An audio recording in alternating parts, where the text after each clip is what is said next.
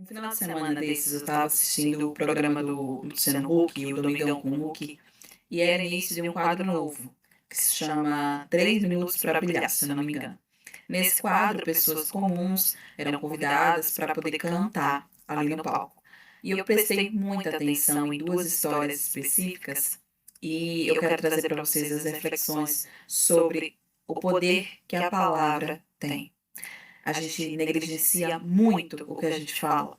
A gente negligencia muito o poder da nossa palavra. E nesses dois exemplos, que são muito parecidos, inclusive, embora seja um homem e uma mulher, os personagens, mas a história é muito parecida. Mas antes de tudo, sejam muito bem-vindos e bem-vindas a esse podcast. Eu resolvi falar por Janaína Ferreira. É uma alegria imensa ter você aqui comigo. Eu espero que você esteja bem. Eu espero que você esteja animado, animada para essa semana que se inicia, semana de Páscoa. Enfim, grandes coisas estão acontecendo, grandes coisas estão por vir.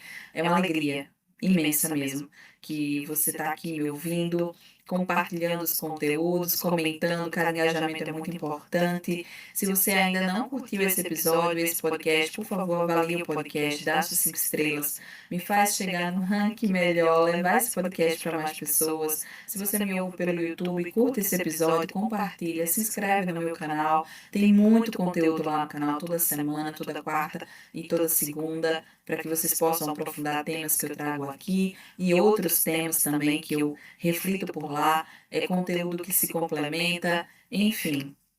Eu espero que você chegue para somar, tá bom?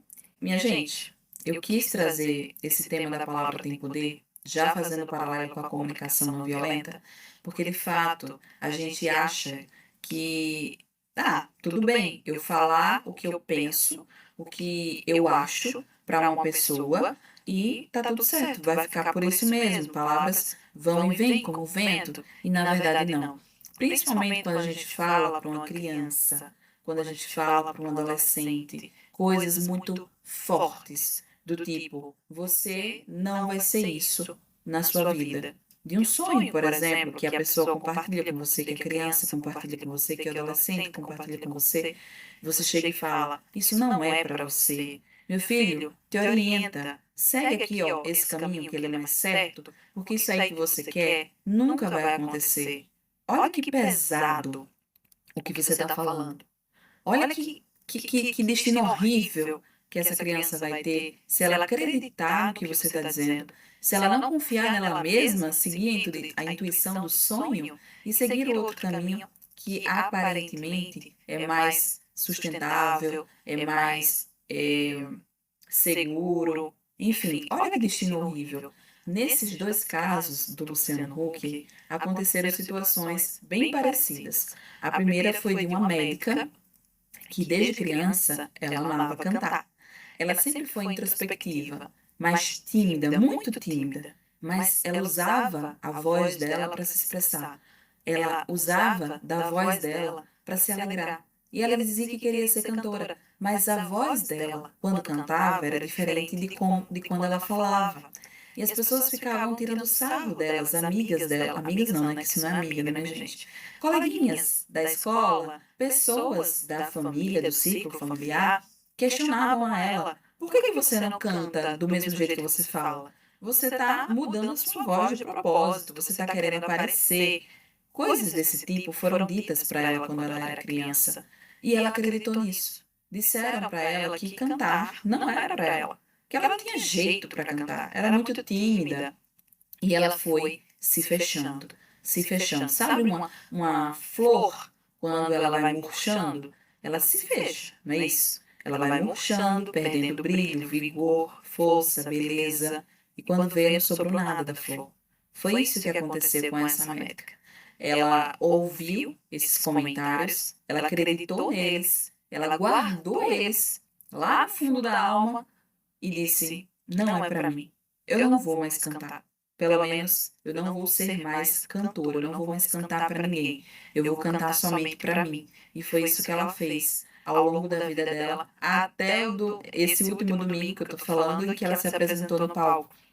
Ela decidiu trilhar a carreira da medicina, que foi o que o pai falou que daria dinheiro para ela, que daria sustentabilidade, ser uma carreira valorizada, de prestígio médico, né? Enfim, é uma das carreiras de status mais cobiçadas no nosso país, e ela decidiu trilhar esse caminho da medicina. Que bom que ela se tornou uma boa médica, porque imagina só uma pessoa dessa frustrada porque não conseguiu realizar o seu sonho de ser cantora, vai fazer outra profissão, ser outra profissional e acaba sendo uma péssima profissional. Acaba descontando nas pessoas toda a frustração, raiva, angústia que ela tem, né? Imagina se tivesse acontecido isso, mas graças a Deus não aconteceu.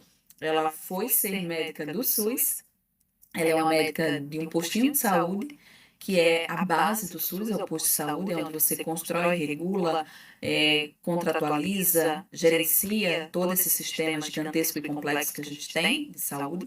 Começa na UBS e ela foi ser médica da família.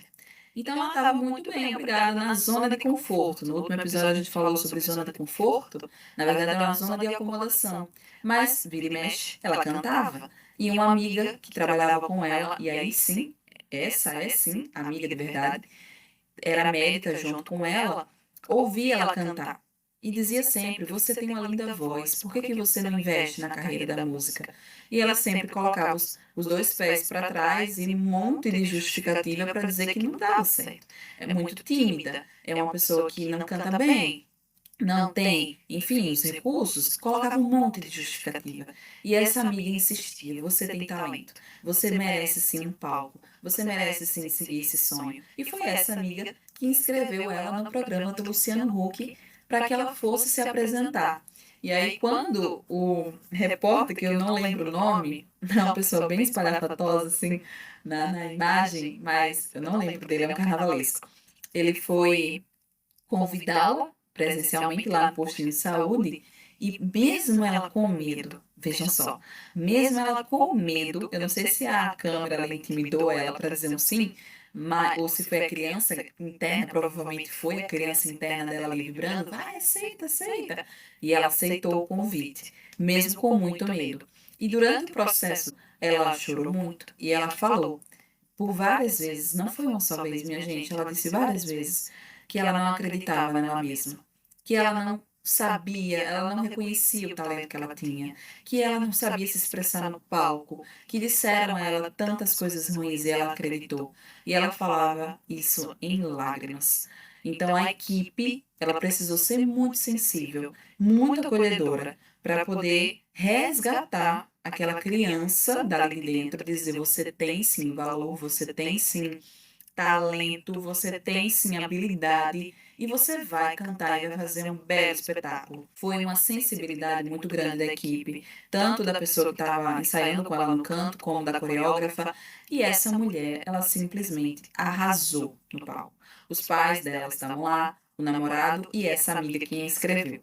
O namorado disse que para ele, o mais importante é que ela saísse dessa experiência tendo a certeza absoluta de que ela poderia conquistar o que ela quisesse, de que ela é talentosa, de que ela é uma potência, porque é isso o que ele enxerga e somente ela não conseguia enxergar.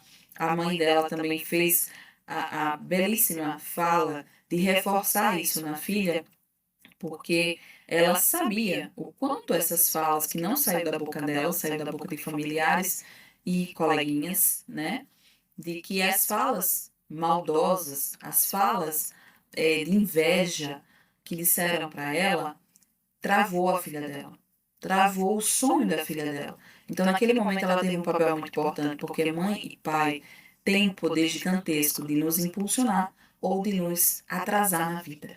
E naquele momento, aquela mãe deu o impulso que essa filha precisava. Disse que ela sim tinha talento, disse que sim ela conseguia, e a filha fez um belo espetáculo. E eu fiquei muito feliz. E me veio na hora mesmo, a reflexão, o poder que a palavra tem, o poder que a nossa comunicação tem. Quando a gente usa de uma comunicação violenta, e aí não é somente xingar o outro, porque a gente pensa: eu não chamo palavrão, eu não xingo ninguém, eu simplesmente digo o que eu penso. E aí, ser sincericida não é ser uma pessoa autêntica, não é ser uma pessoa honesta na sua observação.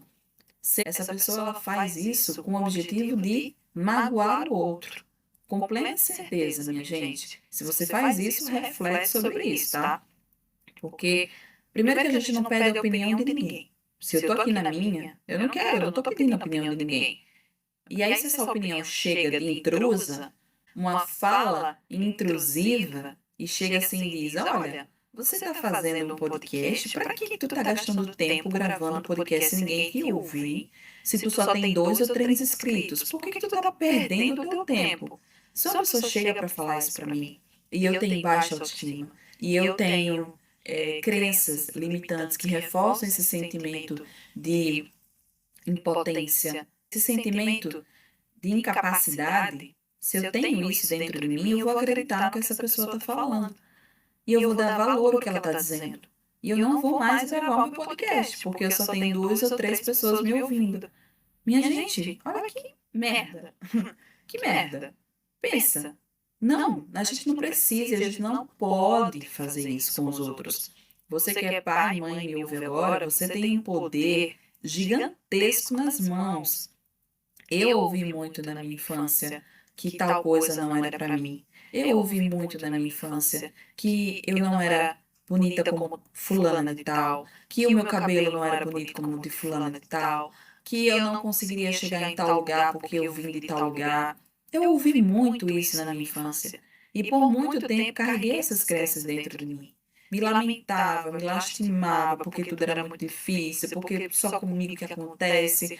Por quê? Por quê? Por quê? Quando na verdade foram crenças, foram frases, palavras, falas que me disseram que na verdade eram crenças das outras pessoas, eram frustrações das outras pessoas, eram dores das outras pessoas que estavam despejando dentro de mim, né? Estavam ali vendo uma presa fácil, uma criança, um adolescente, e vou jogar toda a minha frustração nessa menina, porque eu já não consegui fazer nada na minha vida mesmo, ela também não vai conseguir.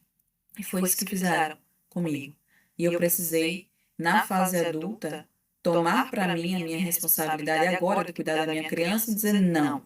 Você sim, você pode, você consegue, você merece. E comecei o meu processo de cura. Então, para aquela mulher ali naquele palco, foi o início do processo de cura dela.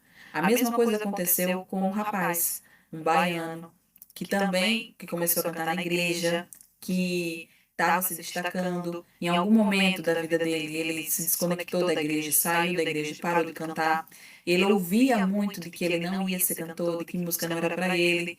Ele sentia esse sentimento de autossuficiência, não pertencimento, de não ter dom, talento, não ser bom o suficiente, né?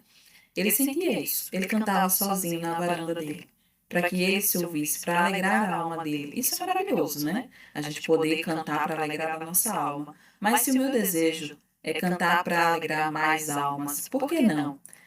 Só que ele não fazia isso. E a mesma coisa aconteceu de um amigo próximo ouvir ele cantar e dizer: Não, você tem talento e eu vou te escrever. E inscreveu o amigo. E chegou lá no carro de som, um trio elétrico, na verdade, para chamar ele, convidar ele para o palco. E ele aceitou com muito medo, mas aceitou também. E a mesma fala foi dita por ele durante os ensaios, né?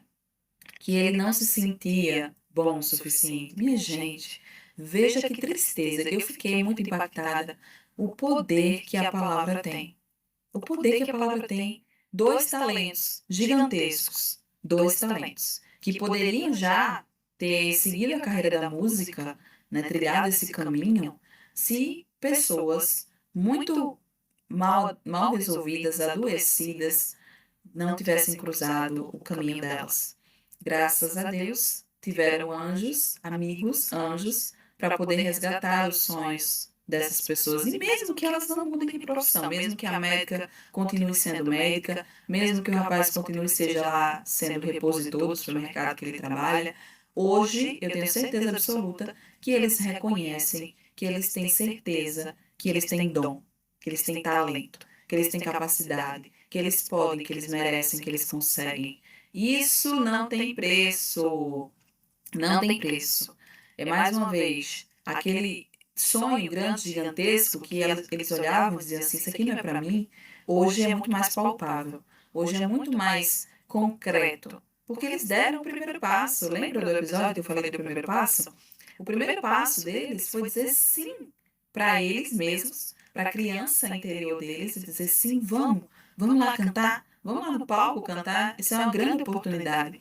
Eles deram sim com medo mesmo, foram com medo mesmo, e fizeram apresentações lindas, maravilhosas, foram aplaudidos de pé, emocionaram as pessoas que estavam lá, me emocionou aqui em casa também.